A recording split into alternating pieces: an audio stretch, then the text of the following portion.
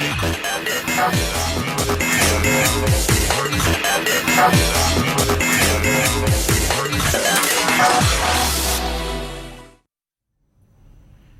Welcome to study time. భారతదేశంలో అత్యంత సంక్లిష్టమైన జేఈ అడ్వాన్స్ ఎగ్జామ్ లో గత 2 సంవత్సరాల్లో వరుసగా ఫిడ్జీ విజయవాడకు చెందిన విద్యార్థులు ఆల్ ఇండియా ఓపెన్ కేటగిరీలో 2023లో 55th ర్యాంక్ అండ్ 2024లో 8th ర్యాంక్ సాధించారని తెలిసిందే. అలాగే జేఈ మెయిన్స్ 2024 ఫలితాల్లో కూడా 100% మరియు ఆంధ్రప్రదేశ్ స్టేట్ టాపర్ సాధించిన విద్యార్థి కూడా ఈ క్యాంపస్ నుంచి వచ్చారు. మరియు ఇంటర్నేషనల్ ఒలింపియాడ్లో గోల్డ్ మెడల్ కూడా సాధించిన విద్యార్థి కూడా ఈ క్యాంపస్ నుంచే వచ్చారు. ఇలాంటి అద్భుతమైన విజయాలు ఒకే సంవత్సరం ఒకే క్యాంపస్ నుంచి సాధించిన మన ఫిడ్జీ విజయవాడ మేనేజింగ్ పార్ట్నర్ పిన్నెపు రమేష్ బాబు గారు, అలాగే స్టూడెంట్స్ తేజేశ్వర్, బాలాజీ ఈ రోజు మనతో పాటు ఉన్నారు. వారిని అడిగి మరిన్ని విషయాలు మాట్లాడదాం. నమస్తే రమేష్ బాబు గారు. హాయ్ అండి. రమేష్ బాబు గారు, మీరు ఇన్ని విషయాలు సాధించారు కదా, ఇది ఎలా సాధ్యమైంది మీ మాటలో చెప్తారా? First of all congratulations to all our students. వీళ్ళిద్దరూ 55th rank and 8th rank వచ్చిన తేజేశ్వర్, బాలాజీతో కాకుండా ఆల్మోస్ట్ 100 స్టూడెంట్స్ ఈ ఐఐటి ఎన్ఐటి బిట్స్ లో జాయిన్ అయిన వాళ్ళందరూ ఉన్నారు. So we are very happy and proud of all those students. సో దీంట్లో స్టూడెంట్స్ హార్డ్ వర్క్ తో పాటు పేరెంట్స్ ఒక ట్రస్ట్, లాంగ్ 4 to 5 years మమ్మల్ని ట్రస్ట్ చేసి మా దగ్గర స్టూడెంట్స్ నుంచి, దాంతోపాటు మా టీచర్స్ యొక్క hard work, supporting and non supporting staff, వీళ్ళందరూ నాన్ టీచింగ్ స్టాఫ్ వాళ్ళ సపోర్ట్ తోటి ఇదంతా సాధ్యమైంది. సో దీంతో ఎవరైతే ఇప్పుడు ర్యాంక్స్ వచ్చిన పిల్లలు ఈ లాస్ట్ 4-5 years సక్సెస్ అయిన వాళ్ళే కాకుండా ఇప్పుడు నెక్స్ట్ 4-5 years రాబోతున్న వాళ్ళు 2025, 26, 29 వరకు స్టూడెంట్స్ ఆల్రెడీ మా క్యాంపస్లో వీళ్ళని చూసి ఇన్స్పిరేషన్ తోటి వీళ్ళలాగా వీళ్ళకంటే ఇంకా బెటర్ రావాలనే ఒక ఇన్స్పిరేషన్తో ఉన్నారు. So that is more happy for us, right? So future రాబోయే ఇయర్స్ లో కూడా బెటర్ పెర్ఫార్మెన్స్ ఇవ్వడానికి అవకాశం ఉందని మాకు ఇంకా సంతోషంగా ఉంది. ఓకే. అండ్ 8th ర్యాంక్ సాధించిన స్టూడెంట్ కూడా మీరు 5 years నుంచి వాళ్ళ కోచింగ్ ఇస్తున్నారు. సో దీంట్లో ఏమైనా ఆ సాధించిన విషయంలో మీరు ఏమైనా కీలక విషయాలు ఏమైనా చెప్తారా? 5 years తేజస్వి విషయంలో 5 years కంటే కూడా ఇన్ఫాక్ట్ 7 years తను మాతో పాటే తన జర్నీ ఉంది. Even 6th and 7th class లో కూడా కర్నూలులో మేము ఒక స్పెషల్ ప్రోగ్రామ్ రన్ చేయడం జరిగింది అప్పుడు. సో ఆ స్పెషల్ ప్రోగ్రాంలో తను టీచ్ చేసినప్పుడు so we found him very ఇంటెలిజెంట్గా తను బాగా చేస్తున్నాడని. Next 8th, 9th, 10th and 11th and 12th తను ఫిడ్జీ విజయవాడకు వచ్చిన తర్వాత ఇప్పుడు step by step 8th and 9th లో తను ఎట్లా ఉన్నాడు, ఎలా ఎక్కడ స్ట్రెంగ్త్స్ ఏంటి కొంచెం అనలైజ్ చేసుకొని తనకు తగ్గట్టుగా ఆల్మోస్ట్ ఒక కస్టమ్ మేడ్ ఒక ప్రోగ్రామ్ లాగా డిజైన్ చేయడం జరిగింది. సో క్యాలిబర్ టాలెంట్ ఉన్న స్టూడెంట్ ఎక్కడా కూడా తన ఆపర్చునిటీ మిస్ అవ్వకుండా ఉండటం అనేది చాలా important. So we are very happy we could achieve that and equally congratulate Tejeshwar also. తను 7 years జర్నీలో కూడా ఎక్కడా డిస్ట్రాక్ట్ అవ్వకుండా he could maintain his overall ఆ ఫోకస్ మెయింటైన్ చేసుకోగలిగాడు. S Balaji, congratulations. మీకు జేఈ అడ్వాన్స్ లో 55th ర్యాంక్ వచ్చింది. కంగ్రాచులేషన్స్. సో ఈ జర్నీలో, ఈ ర్యాంక్ వచ్చిన ఈ జర్నీలో మీరు ఎలా చదివారు, దాంట్లో ఏమైనా డిఫికల్టీస్ ఫేస్ చేశారా, అండ్ మీకు ఫిడ్జీ స్టాఫ్ నుంచి ఎలాంటి సపోర్ట్ ఉంది? నేను చదువుతున్నప్పుడు డిఫికల్టీస్ అంటే స్కోర్ తగ్గడం కానీ, మోటివేషన్ లూజ్ అవ్వడం కానీ జరిగినప్పుడు, జనరల్గా స్కోర్ తగ్గినప్పుడు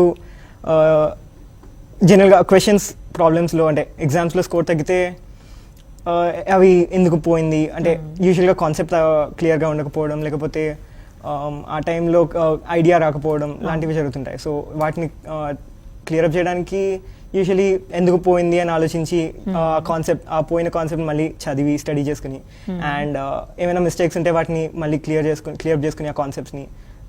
అండ్ ఇఫ్ మోటివేషన్ ఏమైనా తగ్గితే యూజువలీ మళ్ళీ నా గోల్ ఏంటి అని మళ్ళీ ఒకసారి ఆలోచించి దెన్ మైండ్ క్లియర్ అప్ చేసుకుంటే వెంటనే మళ్ళీ మోటిఫికేషన్ తిరిగి వచ్చేసింది. సో చాలా స్ట్రెస్ ఉంటుంది కదా ఆబ్వియస్లీ. సో ఆ స్ట్రెస్ ని ఎలా ఓవర్కమ్ చేసావు?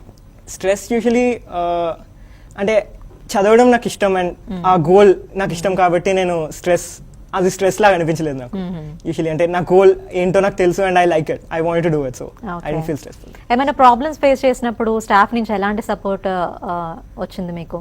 అంటే ప్రాబ్లమ్స్ అంటే యూజువల్లీ ఏదైనా కాన్సెప్ట్ రాకపోవడం లాంటివి అయితే డౌట్స్ బాగా క్లియర్ చేసేవాళ్ళు. అంటే స్టాఫ్ ఎప్పుడు హెల్ప్ఫుల్గా కాన్సెప్ట్స్ క్లియర్ చేయడానికి ఎప్పుడు రెడీగా ఉండేవాళ్ళు. అండ్ ఏమైనా అంటే అదర్ ప్రాబ్లమ్స్ లాంటివి ఉన్నా వెంటనే హెల్ప్ చేయడానికి రెడీగా ఉండేవాళ్ళు. ఎస్ తేజేశ్వర్, కంగ్రాచులేషన్స్ మీకు కూడా. సో జేఈ ఫిడ్జీ విజయవాడలో 5 years నుంచి కోచింగ్ తీసుకుంటున్నారు. ఈ 5 years జర్నీ ఫిడ్జీలో ఎలా ఉంది, మీరు ఎలాంటి డిఫికల్టీస్ ఫేస్ చేశారు? 5 years జర్నీ అనేది చాలా లాంగ్ జర్నీ. ఆ 5 yearsలో ఆల్మోస్ట్ చిన్న చిన్న అప్స్ అండ్ డౌన్స్ చాలా ఉన్నాయి. ఓవరాల్గా చూస్తే ఆల్మోస్ట్ స్మూత్గానే ఉంది. కొన్ని మేజర్ ఇష్యూస్ ఏంటంటే మధ్యలో కోవిడ్ రావడం, అంతా ఆన్లైన్ అవ్వడంతో లైక్ మనం చూసాం చాలా స్టూడెంట్స్ ప్రాబ్లమ్స్ ఫేస్ చేశారు. బట్ అప్పుడు ఫిజ్జీ మేనేజ్మెంట్ ఇనిషియేటివ్ తీసుకొని నీట్గా స్టూడెంట్స్ మంచి like designed well planned programme పెట్టినందుకు మాకు చాలా హెల్ప్ఫుల్ అయింది. లైక్ ఫ్యాకల్టీ కూడా ఎప్పుడూ అవైలబుల్లో ఉండేవాళ్ళు. Even in online like faculty contact అవైలబుల్లో ఉండేది. వాళ్ళకి మెసేజ్ చేసినప్పుడు వెంటనే రిప్లై ఇవ్వడం ఇలాంటివి చాలా జరిగాయి. సో అలా ఫ్యాకల్టీ ఎప్పుడూ అవైలబుల్లో ఉండడం కోవిడ్ టైంలో కూడా చాలా హెల్ప్ఫుల్ అయింది. సో దాని తర్వాత లాస్ట్లో వచ్చేసరికి లాస్ట్ 1 year ఆ టైంలో ప్రిపరేషన్ ఎగ్జామ్ ఓరియంటెడ్గా మారినప్పుడు కొద్దిగా మార్క్స్ లో రావడం కానీ అలాంటివి వచ్చినప్పుడు లైక్ మనం వెళ్ళి ఫ్యాకల్టీని అడిగి లైక్ ఒక టాపిక్లో చాలా తక్కువ వస్తున్నాయి ఎలా చేయాలి అంటే మన కోసం ఒక స్పెషలైజ్డ్ షెడ్యూల్ లాగా ఇచ్చేవారు. ఓకే. సో ఆ స్పెషలైజ్డ్ షెడ్యూల్ అనేది చాలా హెల్ప్ అయింది నాకు లాస్ట్ ఎండింగ్కి వచ్చే టైంకి. సో అలాగా ఆల్మోస్ట్ అవి చాలా హెల్ప్ అయిన విషయాలు. Okay. Yes sir, Ramesh Babu గారు, మీరు 5-6 yearsలో కూడా 5th ర్యాంక్ కానీ 8th ర్యాంక్ 55th ర్యాంక్ ఇలా చాలా ర్యాంక్స్ వచ్చాయి ఫిడ్జీకి. సో దీన్ని ఎలా సాధించారు అసలు మీరు? ఇప్పుడు ఆల్మోస్ట్ రైట్ లాస్ట్ 6 yearsలో all India open category 5th 8th rank, తర్వాత 55, 72, 83 there are many ranks right. So దాంతోపాటు ఇంకా ఐఐటి ఎన్ఐటి బిట్స్లో కూడా స్టూడెంట్స్ రావడానికి అంటే 5-6 yearsలో మేము యాక్చువల్గా బిలీవ్ చేసేది ఏంటంటే ఎవ్రీ ఇయర్ స్టూడెంట్స్ వాళ్ళ వచ్చేటప్పుడు వాళ్ళ స్టూడెంట్స్ వాళ్ళ రిక్వైర్మెంట్స్ డిఫరెంట్గా ఉంటాయి. సో ఈ ఇయర్ ఉన్న బ్యాచ్ రిక్వైర్మెంట్ వేరు ఉంటుంది, నెక్స్ట్ ఇయర్ వచ్చే బ్యాచ్ రిక్వైర్మెంట్ వేరు ఉంటుంది. సో మనం ఎప్పుడంటే దాని తగ్గట్టు ఫ్లెక్సిబుల్గా షెడ్యూల్స్ రీడిజైన్ చేసుకుంటే స్టూడెంట్స్ మీద ప్రెషర్ లేకుండా మనం వాళ్ళని గైడ్ చేయగలుగుతాం. సో జనరల్గా ఏమవుతుందంటే ఈ ఇయర్ రన్ చేసిన ప్రోగ్రామ్ యాస్టీజ్గా మనం నెక్స్ట్ ఇయర్ రన్ చేయడము అట్లా చేసినప్పుడు ఏమవుతుందంటే ప్లస్ ర్యాంక్స్ ఓరియంటెడ్గా మనం స్టూడెంట్స్కి ప్రోగ్రామ్ డిజైన్ చేస్తే ఎక్కడో చోట మనకు తెలియకుండా స్టూడెంట్స్ మీద ప్రెషర్ పెడతాం. సో మేము లాస్ట్ మినిట్ వరకు కూడా స్టూడెంట్స్కి ఎప్పుడు కూడా మీకు ఈ ర్యాంక్ రావాలి అనేది ఎప్పుడు చెప్పం. We focus on what their learning journey right. వీళ్ళు ఏ సబ్జెక్ట్ వీక్ ఉన్నారు, ఎక్కడ స్ట్రాంగ్ ఉన్నారు, ఎక్కడ మిస్టేక్స్ ఎక్కువ అవుతున్నాయి, దాన్ని ఓవర్కమ్ చేయాలంటే ఏం చేయాలి.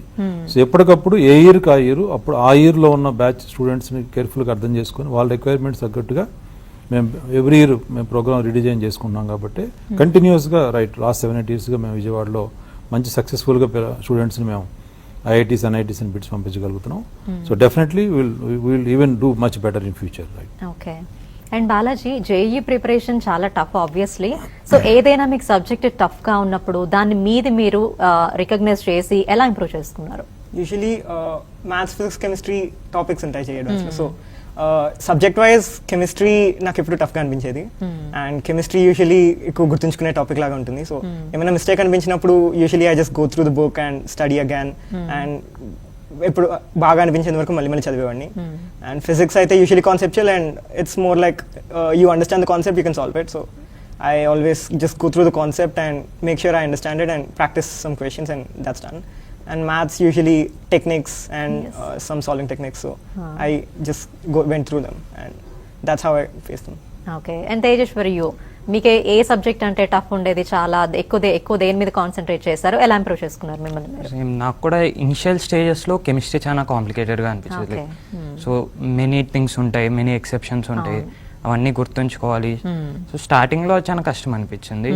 బట్ లేటర్ ఆన్ మేము స్పెషల్గా రివిజన్ షెడ్యూల్స్ ప్లాన్ చేసుకొని ఎవ్రీడే కొద్దిగా టైమ్స్ కెమిస్ట్రీ పైన స్పెండ్ చేయాలి అని ఫిక్స్ చేసుకొని ఆ స్లాట్ అలాగా రెగ్యులర్గా రివైజ్ చేయడం వల్ల లాస్ట్కి వచ్చేసరికి like I became very solid in chemistry. Like very good performance వచ్చింది కెమిస్ట్రీలో నుంచి కూడా.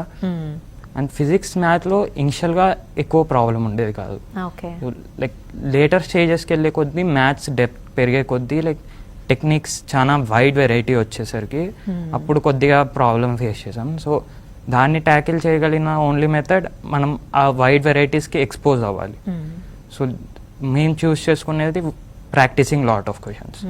సో ఒక స్పెషలైజ్డ్ షీట్స్ డిజైన్ చేసేవాళ్ళు ఫ్యాకల్టీ. లైక్ అన్ని మంచి బుక్స్లో నుంచి మంచి క్వశ్చన్స్ని పిక్ చేసి కంపైల్ చేసి ఒక షీట్స్ తయారు చేసి ఇచ్చేవాళ్ళు మాకు. సో అలాంటి షీట్స్ ప్రాక్టీస్ చేయడం వల్ల ఆ టెక్నిక్స్ ఇంప్రూవ్ చేసుకోవడం కానీ ఇవన్నీ జరిగాయి. అండ్ ఫిజిక్స్లో ఓన్లీ థియరెటికల్గా సౌండ్ ఉంటే ఆటోమేటిక్గా ప్రాబ్లమ్స్ వచ్చేస్తాయి. సో ఆ ఫిజిక్స్లో థియరెటికల్గా సౌండ్ మోస్ట్లీ వచ్చేస్తుంది, స్టార్టింగ్ స్టేజెస్లో ఉంటుంది. లేటర్ స్టేజెస్లో డెప్త్ కాన్సెప్ట్స్కి వెళ్ళినప్పుడు ఆ థియరెటికల్ సౌండ్నెస్ తెచ్చుకోవడానికి మాకు ఫిజిక్స్ సార్ డిస్కషన్స్ అరేంజ్ చేసేవారు. Okay. So like students side నుంచి కూడా ఇన్పుట్ తీసుకొని అది ఎందుకు తప్పు, అలా ఎందుకు ఆలోచించకూడదు, లైక్ హౌ టు థింక్ అనే ఇనిషియేటివ్స్ తీసుకోవడం వల్ల లైక్ ఎలా ఆలోచించాలి, ఒక ప్రాబ్లమ్ని ఎలా అప్రోచ్ అవ్వాలి ఫిజిక్స్లో అనేది నాలెడ్జ్ పెరిగాక it became easy. Okay. So Balaji, ఈ జేఈ మొత్తం జర్నీలో మీకు ఈ ర్యాంక్ వస్తుందా రాదా అన్న డౌట్ ఉన్న ఆ టైంలో మీరు ఎలా మోటివేట్ చేసుకున్నారు మిమ్మల్ని మీరు? ఇప్పుడు ర్యాంక్ వస్తుందా రాదా అని డౌట్ వచ్చినప్పుడు I always felt like if I did my best then I will get whatever I deserve. So I just felt that way. So ఎంత ఏజ్ ఫర్ యూ? సో నా ఒపీనియన్లో లైక్ కాన్ఫిడెన్స్ అనేది very important thing. Okay. So like ఎప్పుడన్నా మనం down అని feel అయ్యాము, under కాన్ఫిడెంట్గా వెళ్ళాము అంటే మన ఇంప్రూవ్మెంట్ అనేది ఆగిపోతుంది. ఇది నాకు ముందే తెలుసు కాబట్టి నేను I tried not to think about the result. ఇప్పుడు ఎప్పుడన్నా రిజల్ట్ గురించి ఆలోచిస్తే మనకి డౌట్ రావడం సహజం. సో డౌట్ వస్తే అండర్ కాన్ఫిడెంట్ అవుతాం. సో నేనేం చేశానంటే లైక్ ఓకే, రిజల్ట్ గురించి ఆలోచించకూడదు అన్న ఒకటి మైండ్లో పెట్టుకొని రిజల్ట్ గురించి ఆలోచించే టైం లేకుండా లైక్ సబ్జెక్ట్తోనే బిజీగా ఉండడం ఇలా చేసేవాడిని. సో లాస్ట్ 1 monthలో నేను రిజల్ట్ గురించి ఆలోచించకుండా లైక్ నాకు గ్యాప్ లేకుండా సబ్జెక్ట్తోనే ఉన్నట్టు ఆల్వేస్, లేదా ఏదో ఒక వర్క్లో ఇన్వాల్వ్ అలా మెయింటైన్ చేసి ఆ బిజీనెస్లో మన బ్రెయిన్ ఎక్కువ థింక్ చేయదు రిజల్ట్ గురించి. సో వర్క్ పైన ఫోకస్ చేసి అవుట్కమ్ పైన కన్నా లైక్ ఆ కాన్ఫిడెన్స్ అలాగే మెయింటైన్ చేస్తాను. Okay, right. సార్, చాలా మంది పేరెంట్స్ ఐఐటి జేఈ ప్రిపరేషన్ అంటే 6th, 7th, 8th నుంచే స్టార్ట్ చేయాలా, అవసరమా అని కూడా అనుకుంటూ ఉంటారు. అసలు మీ ఒపీనియన్ ఏంటి? అసలు ఎప్పటి నుంచి స్టార్ట్ చేస్తే మంచిది, ఎప్పుడు స్టార్ట్ చేస్తే మంచి ర్యాంక్స్ వస్తాయి? యా, ఎస్పెషల్ ఏంటంటే 6th, 7th క్లాసుల నుంచి ఐఐటి జేఈ ప్రిపరేషను అనే దానికి ఏంటంటే ఐఐటి జేఈ ప్రిపరేషన్ పేరుతో కాదు, ఎస్పెషల్లీ 6th, 7th నుంచి ఒక డిఫరెంట్ ఫోకస్, రైట్, ఒక అడిషనల్ ఫోకస్ స్టూడెంట్స్ అకాడమిక్స్ మీద ఇవ్వాలి. 5th క్లాస్ వరకు మీకు స్కూల్ ఎన్విరాన్మెంట్ బాగుండాలి, రైట్, ప్లే ఏరియా బాగుండాలి, వాళ్ళకి అన్ని ఉండాలి. వాటన్నిటిని మెయింటైన్ చేస్తూ కాంప్రమైజ్ అవ్వకుండా 6th, 7th కొంచెం అడిషనల్ అకాడమిక్ ఫోకస్ పెరగాలి.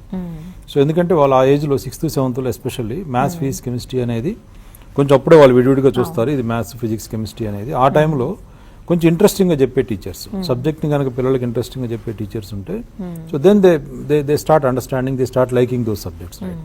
సో 6th, 7th కొంచెం ఇంట్రెస్టింగ్గా చెప్పే టీచర్స్ని మనం అరేంజ్ చేసుకొని 8th, 9th, 10th వచ్చేటప్పటికి అదే సబ్జెక్ట్స్లో కొంచెం ఇన్డెప్త్ కాన్సెప్ట్స్, రైట్, వాళ్ళకి ఇచ్చినప్పుడు ఆల్మోస్ట్ 8th క్లాస్ ఎండింగ్ వచ్చేటప్పటికి, రైట్, స్టూడెంట్స్ ఇంక్లినేషన్ తెలిసిపోతుంది. అంటే వీళ్ళు మ్యాథ్స్ స్ట్రాంగ్ ఉన్నారా, ఫిజిక్స్ ఉన్నారా, కెమిస్ట్రీ ఉన్నారా, లేదు బయాలజీ ఉన్నారా, లేదు ఇన్ కేస్ అకాడమిక్గా వీళ్ళు కొంచెం గ్రాస్పింగ్స్లో ఉందా అనేది కూడా మనకు ఒక ఐడెంటిఫికేషన్ వస్తుంది. సో ఆల్మోస్ట్ 8th, 9th క్లాసుల్లో.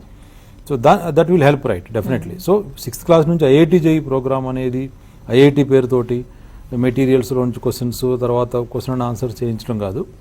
ఐఐటి ఓరియంటేషన్లో ఉంచడం తప్పులేదు, బట్ ఐఐటి ఓరియంటేషన్ వాళ్ళ లెర్నింగ్ ప్రాసెస్ మీద పెట్టాలి. సో 6th, 7th కొంచెం ఇంట్రెస్టింగ్గా లెసన్ చెప్పించి వాళ్ళు ఎట్లా అర్థం చేసుకున్నారో చూసుకొని 8th, 9th, 10th కొంచెం ఇన్డెప్త్ కాన్సెప్ట్స్ ఇచ్చినప్పుడు వాళ్ళు ఏ సబ్జెక్ట్లో ఎక్కువ ఇంక్లినేషన్ చూపిస్తున్నారో మనం చాలా కేర్ఫుల్గా ఐడెంటిఫై చేసుకోవాలి. ఈవెన్ ఇంతకుముందు ఏంటంటే 10th క్లాస్ వరకు స్టూడెంట్స్ నార్మల్ స్కూల్లో చదువుకున్నా కూడా ఇంటర్మీడియట్ లెవెల్లో వాళ్ళు చదువుకునే కూడా మంచి సీట్స్ వచ్చాయి. బట్ ఆ రేషియో లాస్ట్ 5-6 yearsలో తగ్గుతుంది. రీజన్ ఏంటంటే ఇప్పుడు everybody is having that exposure, right, lower క్లాస్లో ఎక్స్పోజర్ ఉంది. Plus at the same time మన న్యూ ఎడ్యుకేషన్ పాలసీలో కూడా ఇప్పుడున్న జనరేషన్ వీళ్ళని మనం 20 years బ్యాక్ ఉన్న ఎడ్యుకేషన్ పాలసీకి మన లాస్ట్ ఇయర్ రిలీజ్ చేసిన దాంట్లో ఇప్పుడున్న జనరేషను ఇంతకుముందు వాళ్ళు 15-16 yearsలో నేర్చుకునే దాన్ని ఇప్పుడు 12-13 yearsలోనే వాళ్ళు అది క్యాచ్ చేయగలుగుతున్నారు అనేది దాంట్లోనే ఎడ్యుకేషన్ పాలసీలు ఏం చెప్పారంటే, so don't wait for 11th and 12th, 9th, 10th, 11th, 12th 4 క్లాసులని కలిపి ఒక యూనిట్గా చూడాలి. ఎందుకంటే whatever additional inputs or academic అడిషనల్గా ఇవ్వాల్సినంతా కూడా అట్లీస్ట్ 9th క్లాస్లో స్టార్ట్ అవ్వాలని దాని ఉద్దేశం. సో ఇప్పుడు ప్రతి పేరెంట్కి మేము ఇచ్చే సజెషన్ ఏంటంటే అట్లానే ఐఐటి జేఈ పేరుతోటి ఒక వర్టికల్ బిల్డింగ్, గ్రౌండ్ లేకుండా, లేకపోతే రైట్ మినిమమ్ వాళ్ళకి ఎన్విరాన్మెంట్ లేకుండా పిల్లల్ని అట్లా ఉంచొద్దు. ఒక ప్రాపర్ రైట్ అన్ని ఫెసిలిటీస్ ఉన్న స్కూల్లో 6th క్లాస్ నుంచి కొంచెం ఇంట్రెస్టింగ్గా చెప్పేవాళ్ళు, 8th, 9th నుంచి కొంచెం రైట్ కొంచెం ఇన్డెప్త్ కాన్సెప్ట్ చెప్పేవాళ్ళు. 8th, 9th నుంచి ఎస్పెషల్లీ మీరు ఏదో ఒక ఇంక్లినేషన్ తోటి ఐఐటి కావచ్చు, నీట్ కావచ్చు, లేదు మేబీ కామర్స్ వైపు కావచ్చు, ఏదన్నా కానీ, బట్ అడిషనల్ ఇన్పుట్ ఇచ్చి చేయించుకోవాలి. So don't wait till 11th class.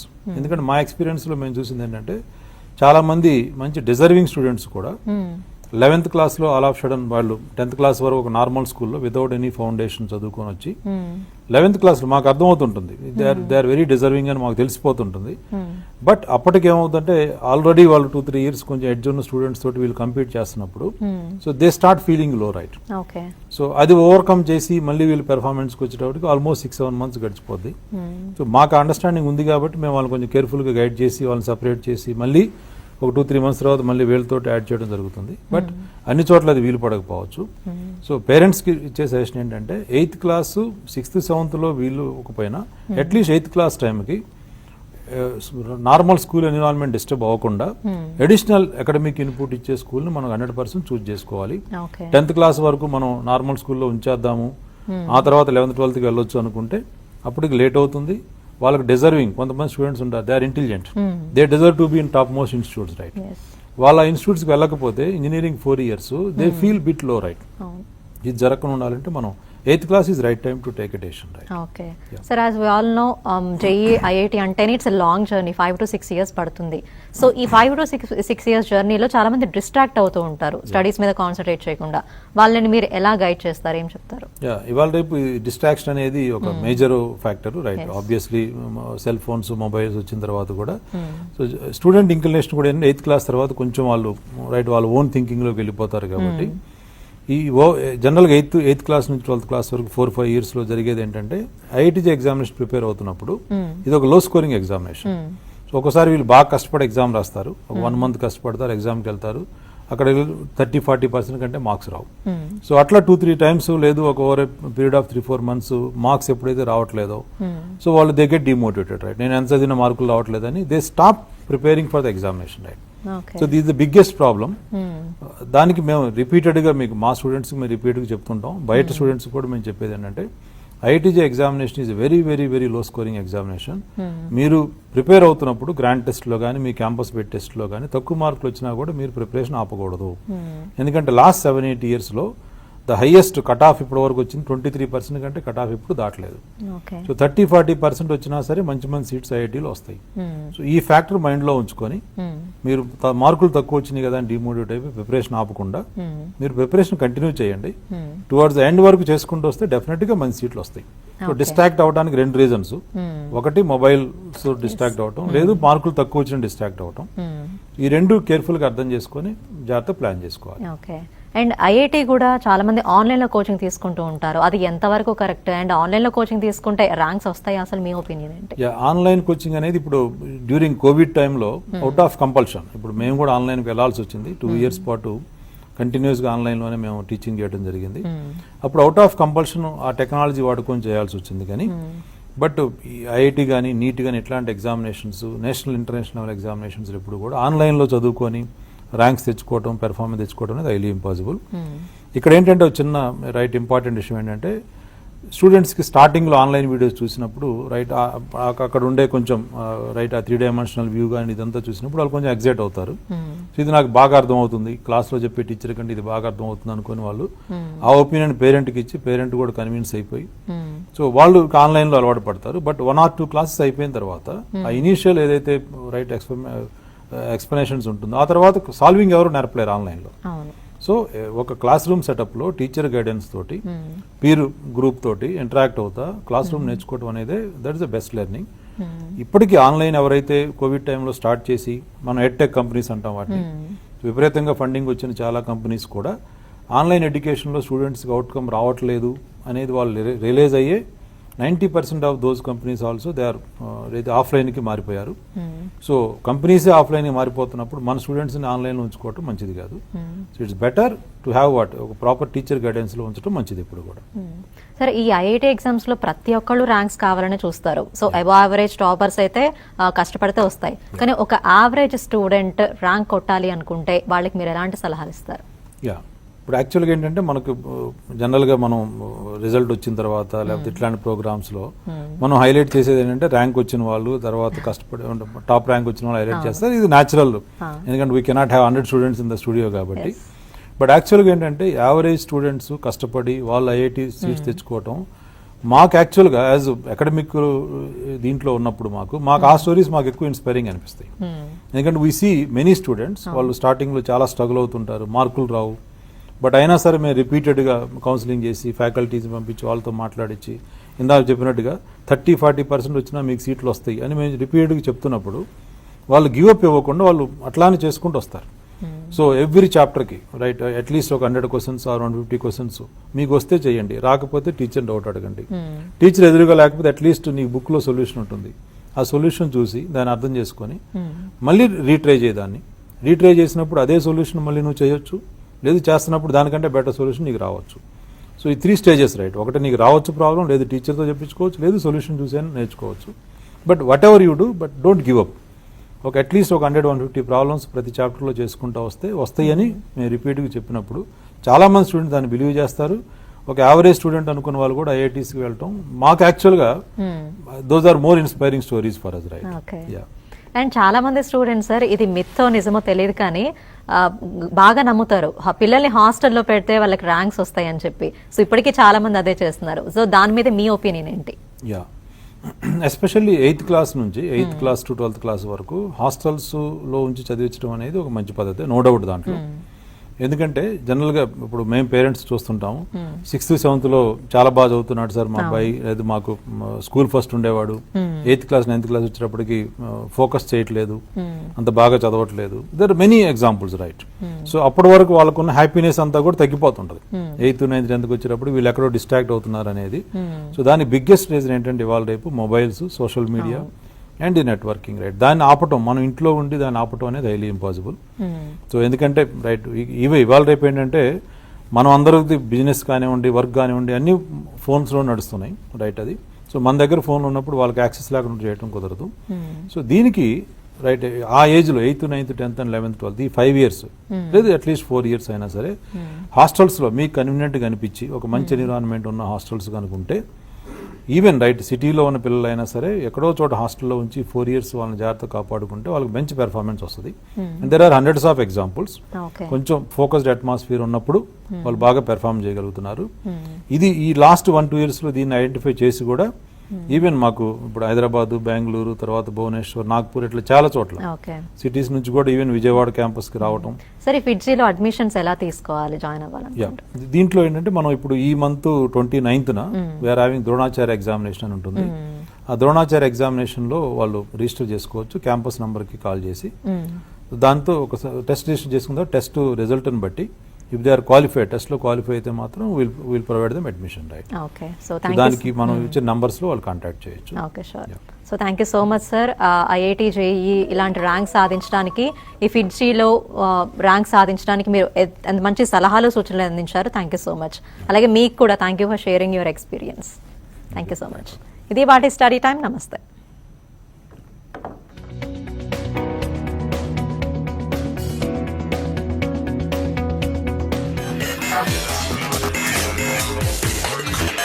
Yeah.